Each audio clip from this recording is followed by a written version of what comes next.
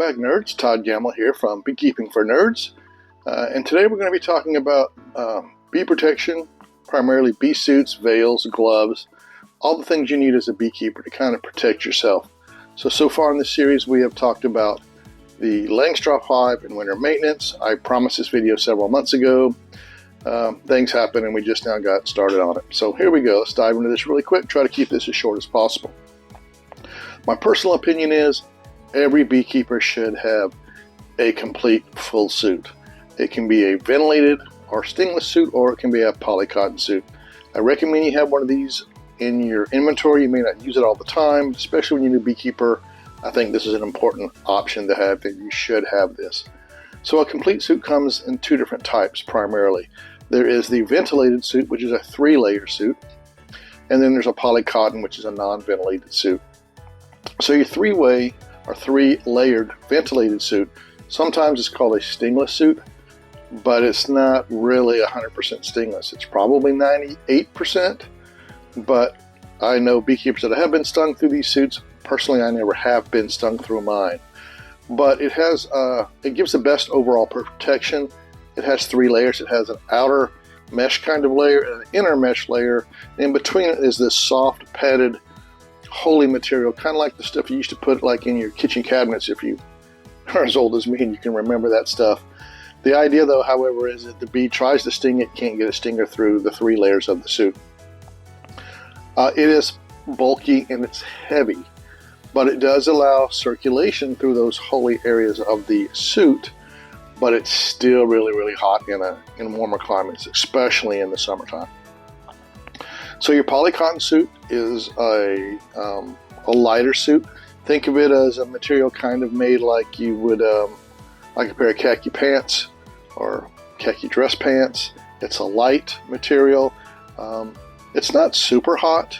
It does provide a lot less bulk than a ventilated suit. It also provides less protection, because if a bee can sting you through a pair of jeans, which are thicker, they can definitely sting you through a polycotton suit.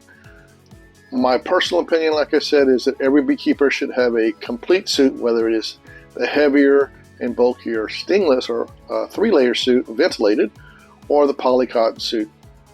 I have, here in East Texas, I prefer a ventilated suit because it is, even though it's heavier and made of bulkier material, it's cooler in the summertime.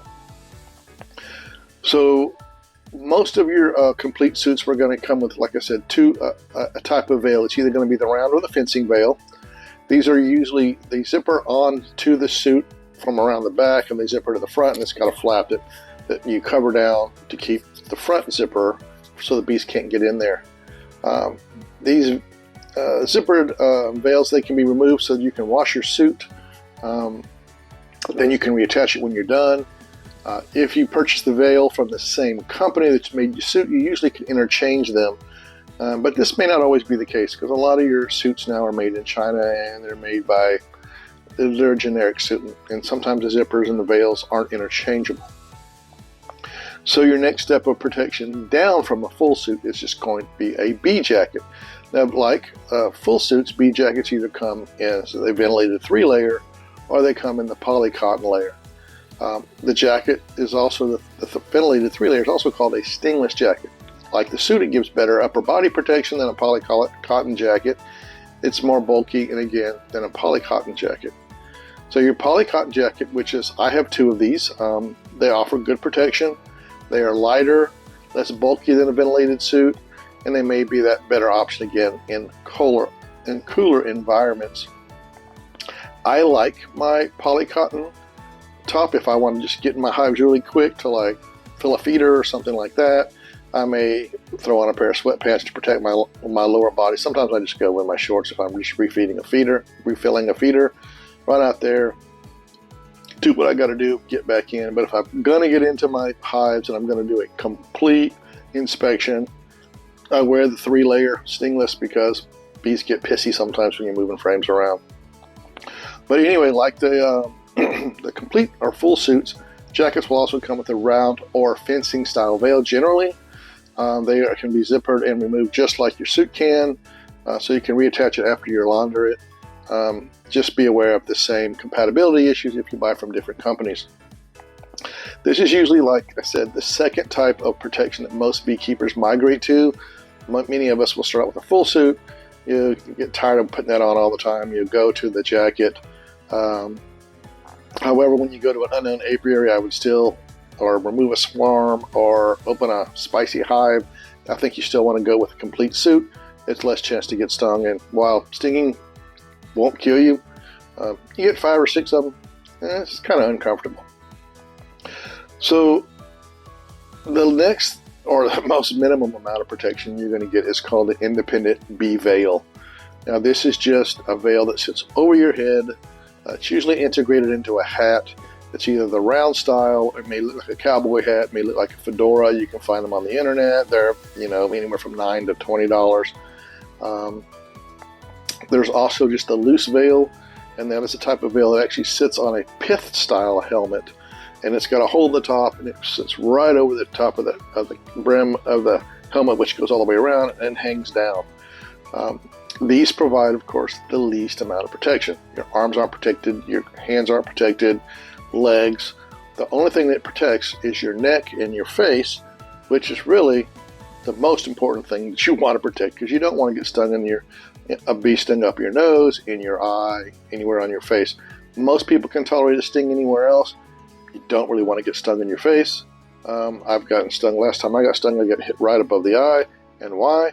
I was stupid. I ran out to one of my hives. I was doing some work on a hive that was 2 hives away from my others, but I'd had a hive that had swarmed, and they were pissed off.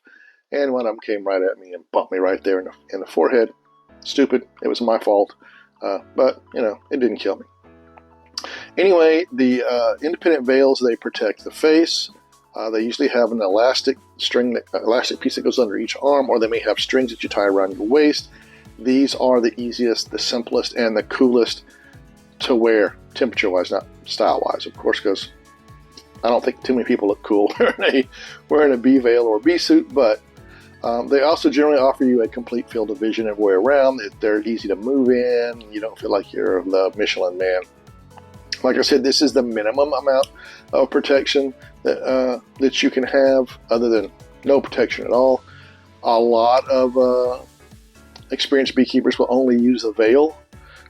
Obviously, you're going to see some people on YouTube that are out there without anything, and that's not something I would recommend, but I know you're going to see a lot of videos of a lot of beekeepers out there with them. Now, my veil for the collapsible type is a cowboy hat. It's the brim keeps this veil away from your face because it is soft. It's not a harder veil like in a round or in a round veil or in a fencing veil type.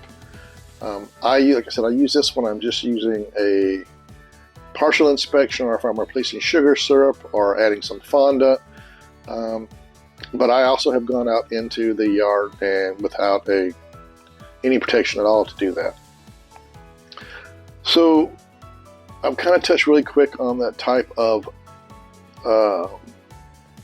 face guards for your suits. So there are 2 types. There's going to be the fencing style, and of course I'll have pictures up here. It is usually gives you the most limited amount of field of vision. It has a zipper in the front. If you're lucky enough, when I first bought my first bee suit, I bought one right off the rack. I got lucky. Mine had a zipper that went from around the top like this, so the top would come down. I could take a drink, use my phone. It was a total luck on my part. Didn't know they existed. My brother-in-law didn't have one. Neither did my mentor. Boom, I got lucky. So now that's the only type I buy. This allows, like I said, to get a drink, answer the phone, adjust your glasses, which I have. And it also, mine has this bar that sticks out and clips on the front, which keeps the veil away from your face. And a lot of the fencing styles veils don't have that. And a lot of people will tell you, well, I got stung on the nose, I got stung on the cheek. When I bent down, I got my nose up against the screen. This prevents that.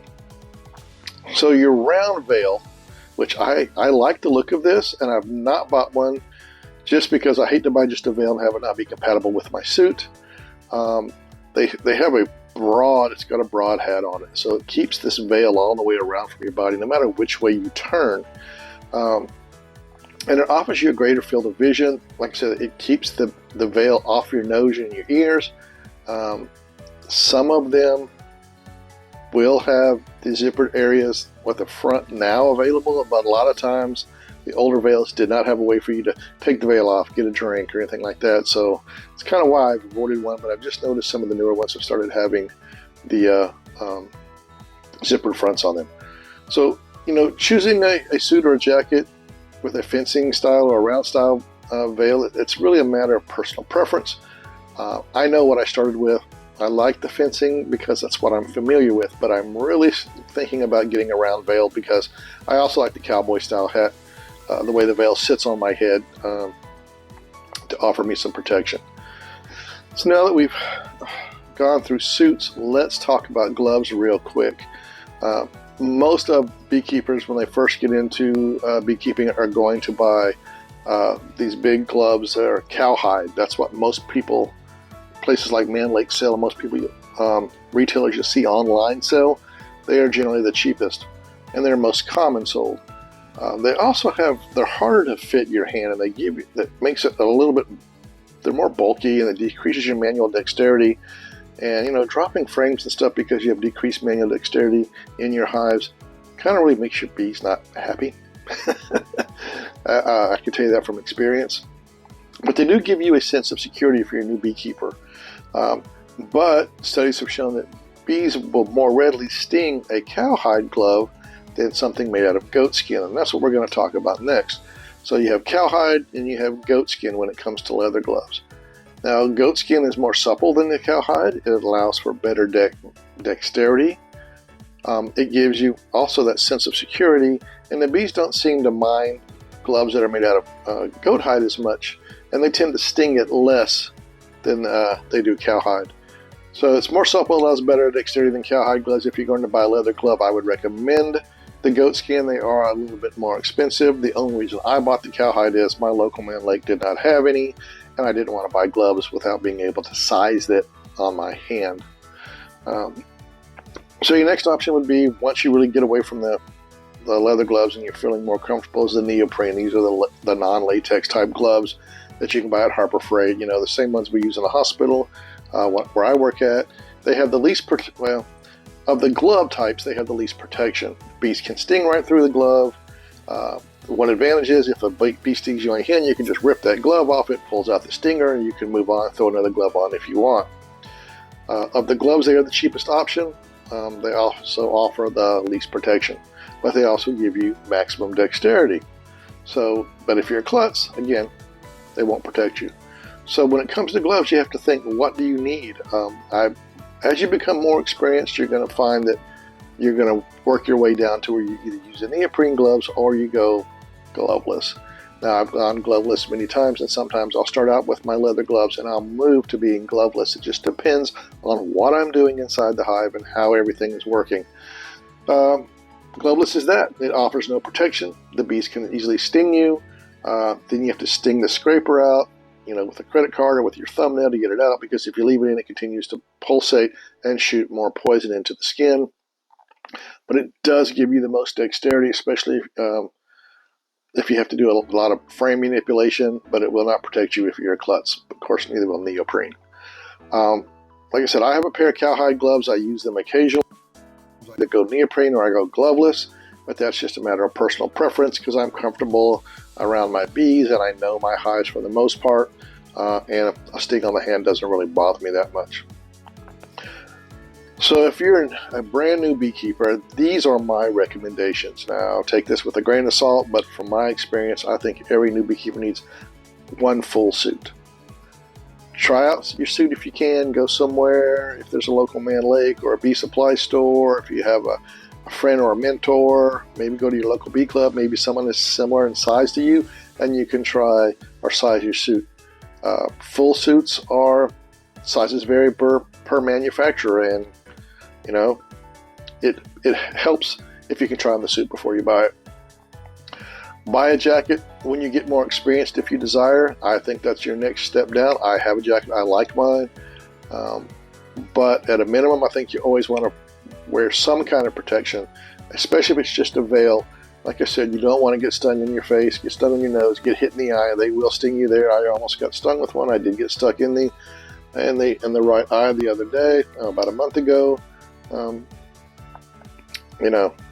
But here's my caveat. If you're going to go to another apiary, or you're going to try to collect a swarm, you need to wear your full suit to give yourself some protection. You never know how aggressive those bees are going to be, especially here in the South where you have Africanized honeybees. You do not want to ruin your day because you got stung 5, 10, 50 times. So that's pretty much it for suits. I want to talk real quick about cleaning. I watch a lot of videos where beekeepers have the dirty, nasty, grungy, crappy looking suit. If you work in a commercial apiary, yeah, you're on it every day, so I get that. You're kneeling in the ground and whatever. But for the home beekeeper, you need to clean your suit. A couple reasons. Even though that alarm pheromone doesn't stay around a long time, your suit's going to get multiple stings. You may not know that the suit has stingers in it and there's some pheromone there, but you know, it's always there, and it's a possibility it could upset the bees. There are different opinions on that, but nonetheless. But obviously your suit gets really dirty. It gets sweaty. It gets smelly. So wash your suit.